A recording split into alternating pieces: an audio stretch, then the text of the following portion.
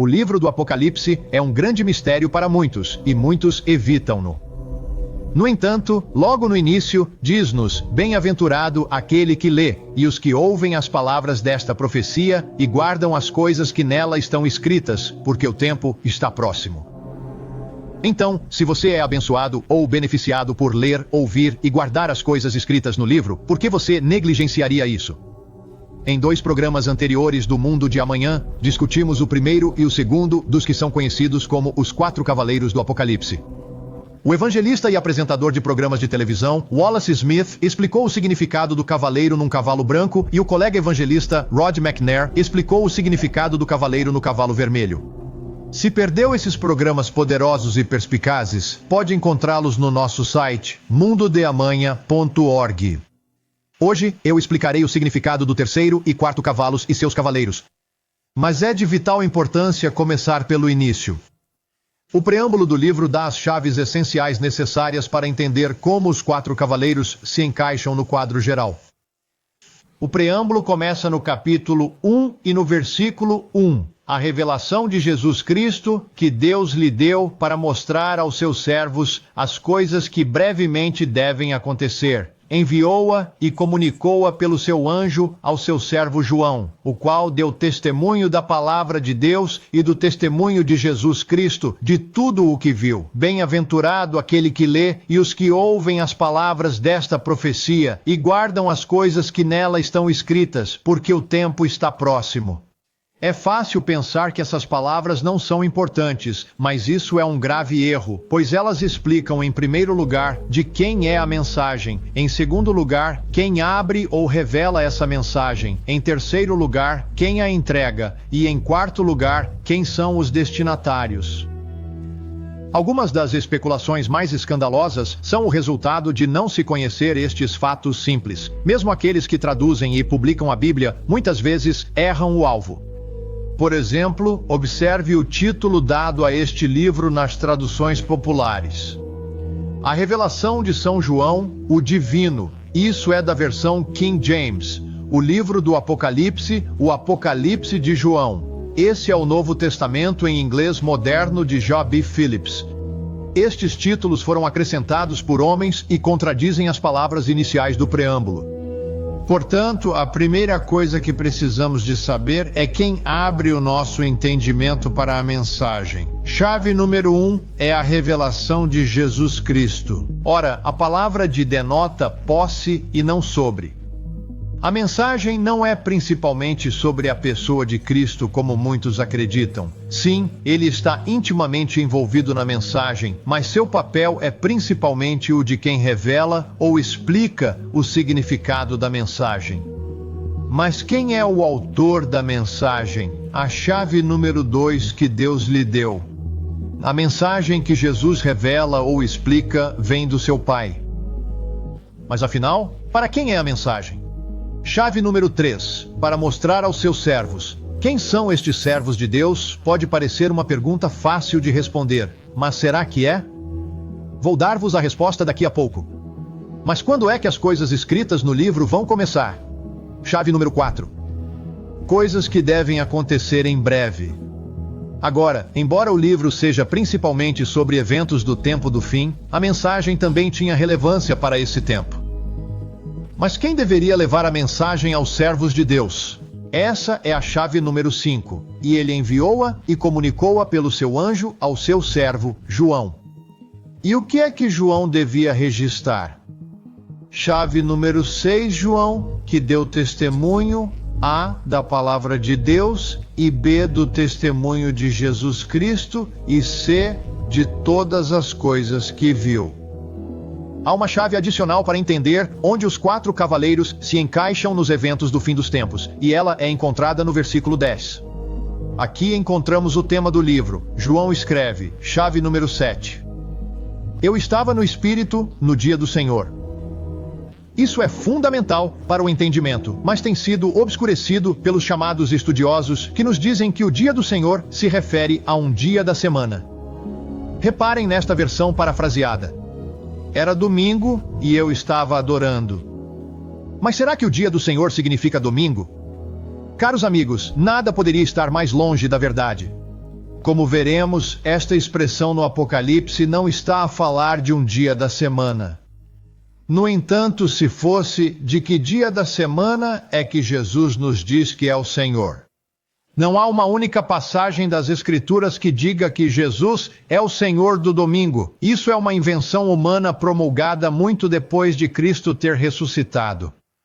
Pelo contrário, o próprio Jesus nos diz 3 vezes que, ao falar de um dia da semana, Ele, que é o Filho do Homem, é o Senhor do sábado. Repara numa delas. E disse-lhes: o sábado foi feito por causa do homem e não o homem por causa do sábado. Portanto, o Filho do Homem é também o Senhor do sábado. Isto é em Marcos 2, versículos 27 e 28. Apocalipse 1 e o versículo 10 não se referem a um dia da semana, mas ao momento da intervenção de Cristo no fim dos tempos. Isto é evidente pelo conteúdo do livro, que explicarei com mais pormenor mais adiante no programa. Mas como João deve levar a mensagem aos servos de Deus, precisamos de saber quem são eles. Imediatamente a seguir ao preâmbulo, lemos no versículo 4 do capítulo 1. João às 7 igrejas que estão na Ásia. No versículo 13, nós lemos sobre o Cristo glorificado andando entre 7 candelabros. E somos informados no versículo 20 que os candelabros representam as 7 igrejas. As 7 estrelas são os anjos das 7 igrejas, e os 7 candelabros que vocês viram são as 7 igrejas. Havia muitas congregações espalhadas pela região do Mediterrâneo. Então por que é que foram escolhidas estas 7? Os capítulos 2 e 3 contêm as mensagens para cada uma das 7. E os estudiosos reconhecem que estas igrejas são mais significativas do que quaisquer igrejas de Deus da altura. Há referências claras que se aplicam a diferentes épocas históricas. Por exemplo, a carta a Esmirna fala de 10 dias de grande tribulação. E noutros lugares, vemos que um dia bíblico por vezes representa um ano. E a história registra 10 anos de severa perseguição a todas as igrejas de Deus na Ásia sob o imperador romano Diocleciano, de 300 a 313 d.C. Por outro lado, as referências à 6ª e 7ª igrejas falam do tempo do fim dos tempos, quando Cristo voltar. E por mais que tentem, os estudiosos não conseguem encaixar a igreja dominante em 7 eras que se alinham com essas 7 igrejas. E há uma razão para isso.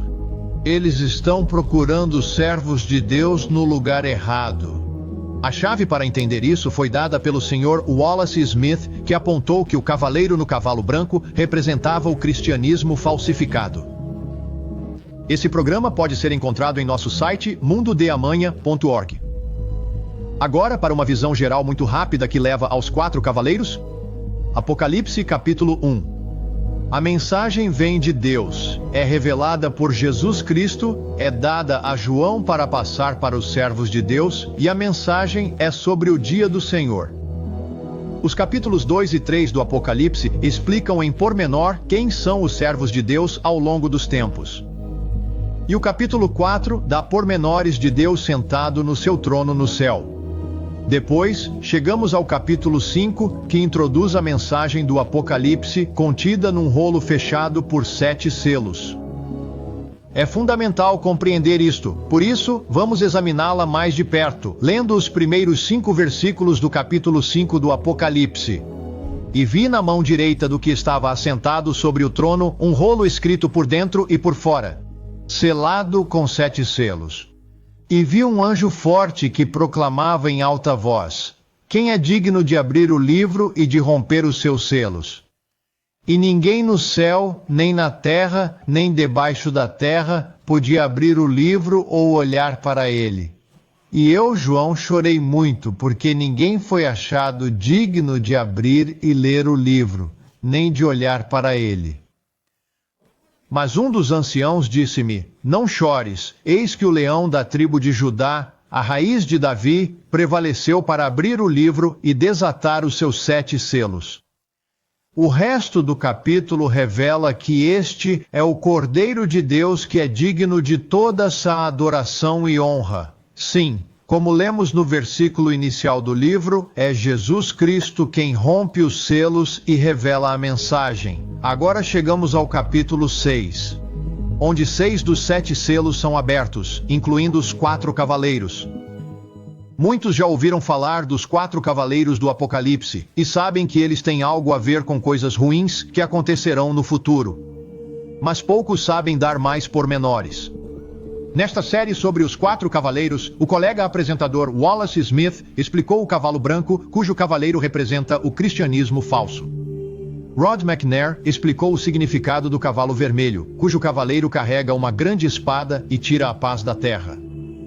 Vejamos agora o terceiro e o quarto cavalos e seus cavaleiros. Começaremos no capítulo 6 e versículo 5.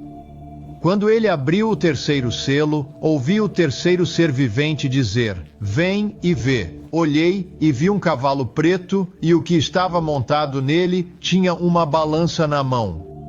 E ouvi uma voz no meio das 4 criaturas viventes dizendo: 1 quartilho de trigo por 1 denário, e 3 quartilhos de cevada por 1 denário, e não prejudiqueis o azeite e o vinho. Quando ele abriu o quarto selo, ouvi a voz do quarto ser vivo que dizia: Vem e vê. Olhei e vi um cavalo amarelo, e o nome do que estava montado nele era Morte, e o Hades seguia com ele. E foi-lhes dado poder sobre a 4ª parte da terra, para matar a espada, a fome, a morte e as feras da terra. A compreensão do que o terceiro cavaleiro simboliza é bastante simples. Ele está montado num cavalo preto e representa claramente a fome. No entanto, o cavaleiro do cavalo pálido é um pouco menos simples. Ele representa a morte e o Hades, uma palavra que significa sepultura, mas ficamos a especular sobre a causa da morte. Repare que a última parte do versículo 8 diz: E foi-lhes dado poder aos 4 cavaleiros sobre a 4ª parte da terra, para matarem a espada, de fome, de morte e pelas feras da terra. Ora, as feras da terra dificilmente dariam conta da totalidade da morte provocada pelo cavaleiro pálido, e esta é outra razão para olharmos para aquele que revela Jesus Cristo. Como os apresentadores Wallace Smith e Rod McNair apontaram nos 2 programas anteriores, devemos nos voltar para as palavras de Jesus para obter explicações sobre esses símbolos. Não o fazer deixa em aberto as especulações mais ultrajantes. Mateus 24 nos dá o padrão que é encontrado aqui em Apocalipse 6. Note-se que o cenário temporal é imediatamente anterior ao regresso de Jesus. Vamos começar no versículo 3. Ora, estando ele sentado no Monte das Oliveiras, aproximaram-se dele os discípulos em particular, dizendo: Dize-nos, quando serão estas coisas, e qual será o sinal da tua vinda e do fim dos tempos? Jesus respondeu-lhes: Tenham cuidado para que ninguém vos engane, porque muitos virão em meu nome, reivindicando a sua autoridade, ou seja, dizendo: Eu sou o Cristo, ou seja, pregando que Jesus é o Cristo. E enganarão a muitos. É assim que sabemos que o cavaleiro do cavalo branco representa um cristianismo contrafeito. Note que os sinais que se seguem estão na mesma ordem e nos dão o padrão para entender os cavaleiros. Versículo 6. E ouvireis falar de guerras e de rumores de guerras. Vede que não vos perturbeis. Porque todas estas coisas hão de acontecer, mas ainda não é o fim. Porque se levantará nação contra nação e reino contra reino. Estas palavras de Jesus revelam claramente que o cavalo vermelho representa a guerra, e encontramos a mesma sequência de acontecimentos tanto em Mateus 24 como em Apocalipse 6. A próxima coisa que Jesus menciona é que haverá fomes, e isso alinha-se com o cavaleiro do cavalo preto, que tem balanças para medir a comida escassa. E depois da fome, Jesus menciona as pestes ou epidemias de doenças e terremotos. Porque se levantará nação contra nação e reino contra reino. E haverá fomes, pestes ou epidemias de doenças e terremotos em vários lugares. É fácil perceber por que é que Deus usou um cavalo pálido, uma vez que as pessoas doentes, pálidas e doentes. Mas o revelador indica que haverá outras causas de morte, incluindo terremotos e animais selvagens. Coletivamente, esses 4 cavaleiros trazem morte e destruição sobre 1/4 da terra, e foi-lhes dado poder sobre 1/4 da terra para matar com a espada, com a fome, com a morte e com as feras da terra. Antes de deixarmos este assunto, precisamos de ver alguns pormenores sobre a colocação destes cavaleiros no fluxo da história da profecia bíblica do fim dos tempos. Vimos no preâmbulo do Apocalipse que, embora Deus, o Pai, seja o autor da mensagem, é Jesus Cristo quem revela ou dá entendimento da mensagem que foi escrita. As palavras de Jesus em Mateus 24 dão-nos o padrão dos acontecimentos do fim dos tempos. O cristianismo falso, as guerras, a fome e as pestes têm atormentado a humanidade desde que Cristo proferiu estas palavras. Então, o que há de novo sobre os 4 cavaleiros? Simplesmente, esses 4 flagelos são aumentados para um nível muito maior.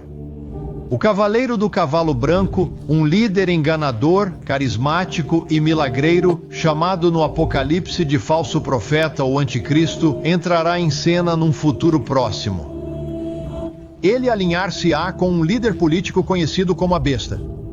Seguir-se-á o cavaleiro do cavalo vermelho da guerra, o cavalo preto da fome e o cavaleiro do cavalo pálido seguir-se-ão em sucessão próxima. O resultado serão mortes em massa que afetarão 1/4 da terra. Mas a profecia do fim dos tempos não se refere apenas a 4 cavaleiros destruidores. Como lemos no capítulo 5, a mensagem do Apocalipse está contida num pergaminho que não está selado com 4, mas com 7 selos. Os cavaleiros começam a sua cavalgada quando cada um dos primeiros 4 se abre. E uma vez abertos, continuam até o tempo da volta de Cristo. Mas muito acontece depois que eles começam a cavalgada. Depois do cavaleiro pálido, abre-se o 5º selo e lemos sobre o martírio dos servos de Deus. Segue-se a abertura do 6º selo com sinais celestiais aterradores. Observe o início do capítulo 6 do Apocalipse, no versículo 12. Olhei quando ele abriu o 6º selo, e eis que houve um grande terremoto, e o sol tornou-se negro como saco de cilício, e a lua tornou-se como sangue. E as estrelas do céu caíram sobre a terra, como a figueira que, sacudida por um vento forte, deixa cair os seus últimos figos. Então o céu desceu como um pergaminho que se enrola, e todos os montes e ilhas saíram do seu lugar. E os reis da terra, os grandes, os ricos, os tribunos, os poderosos, todos os escravos e todos os livres se esconderam nas cavernas e nas rochas dos montes, e disseram aos montes e às rochas: caí sobre nós e escondei-nos da face daquele que se assenta no trono e da ira do Cordeiro. Agora reparem no versículo 17, porque é vindo o grande dia da sua ira, e quem poderá subsistir? Isso, queridos amigos, é um tema do livro do Apocalipse. Lembras-te do capítulo 1, versículo 10, onde João disse: estava no Espírito no dia do Senhor? Isto não se refere a um dia da semana. O dia do Senhor é uma outra maneira de dizer o dia do Senhor, um tempo mencionado na Bíblia cerca de 30 vezes como sendo o tempo da volta de Cristo. Paulo falou sobre isso em 1 Tessalonicenses, no 5º capítulo e no versículo 2. Porque vós mesmos sabeis perfeitamente que o dia do Senhor vem como um ladrão de noite. Muitas referências são encontradas no Antigo Testamento, como em Zacarias, capítulo 14 e versículo 1. Eis que vem o dia do Senhor, e o vosso despojo será dividido no meio de vós. E Isaías diz-nos que se trata de um período de um ano de vingança do Senhor, Isaías 34 e versículo 1. Aproximai-vos, nações, para ouvir e prestar atenção, povos. Ouça a terra e tudo o que nela há, o mundo e tudo o que dele procede. Porque a indignação do Senhor é contra todas as nações e o seu furor contra todos os seus exércitos. Destruiu-os totalmente, entregou-as à matança. Reparem nisto, pois é o dia da vingança do Senhor, o ano da recompensa pela causa de Sião. Sim, os 4 cavaleiros são apenas o prelúdio do tema do Apocalipse, o tempo da ira de Cristo sobre a humanidade rebelde. É claro que eles continuam cavalgando durante esse tempo, mas não são o tema do Apocalipse. Eles aparecem quando os primeiros 4 selos do pergaminho são abertos. O sétimo selo constitui muitos eventos que resumem o dia do Senhor, o ano da ira de Deus sobre a humanidade rebelde.